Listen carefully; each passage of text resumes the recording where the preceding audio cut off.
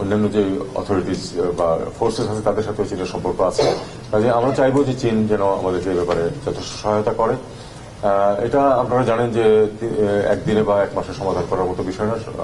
রোহিঙ্গা সমস্যা দীর্ঘমেয়াদে আছে এবং আরো অনেকদিন লাগবে, বিশেষ করে এখন যে নিরাপত্তা পরিস্থিতি বিরাজ করছে যেটা মিয়ানমারে, তাতে করে মিয়ানমারের খানিকটা স্টেবিলিটি যদি না ফিরে তাহলে কিন্তু এখান থেকে রিপ্যাট্রিয়েশন প্রসেস শুরুই করা যাবে না।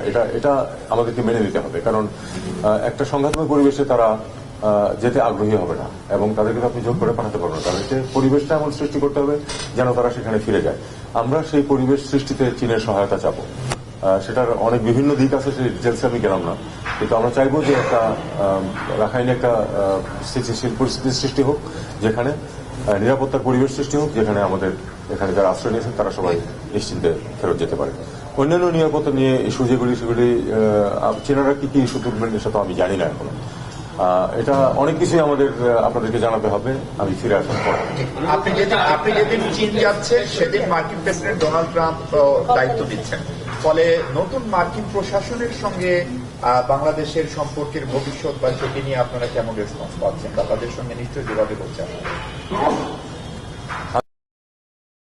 মার্কিন যুক্তরাষ্ট্রের সাথে বা এরকম বড় যে কোনো দেশের সাথে বাংলাদেশের যে সম্পর্ক সেটা কিন্তু সরকার স্পেসিফিক হবে না প্রথমত। দ্বিতীয়ত হলো যে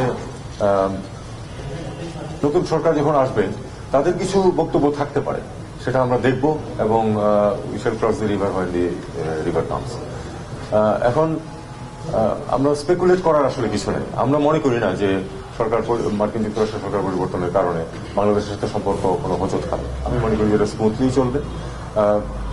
সম্পর্ক তো একটা বহমান জিনিস, এটাতে পারস্পরিক চাওয়া পাওয়ার হিসাবে একটু পরিবর্তন সবসময়ই হয়।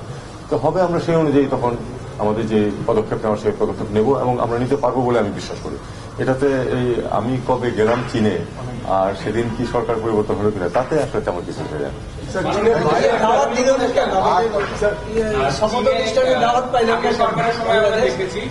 যে চীনের সাথে সম্পর্ক এগিয়ে নেওয়ার ক্ষেত্রে প্রতিবেশী দেশের স্বার্থ সুরক্ষা তাদের নিরাপত্তা জিনিসটা মাথায় রেখে করছে।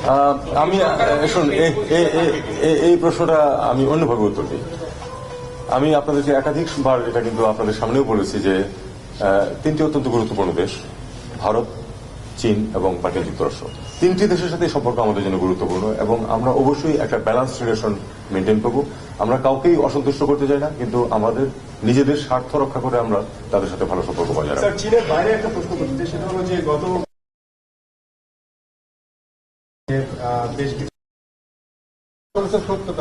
এখানেই তো হলো এক্সপ্লানেশনের প্রশ্ন। আমরা যখন বলছি যে এটা আমাদের আন্ডারস্ট্যান্ডিং এর বাইরে যাচ্ছে তখন আমরা সেটা বুঝেই বলছি এবং তখন এটা নেগোসিয়েশনের প্রশ্ন আছে এবং সেই নেগোসিয়েশনে আমরা যাব এবং সেই অনুযায়ী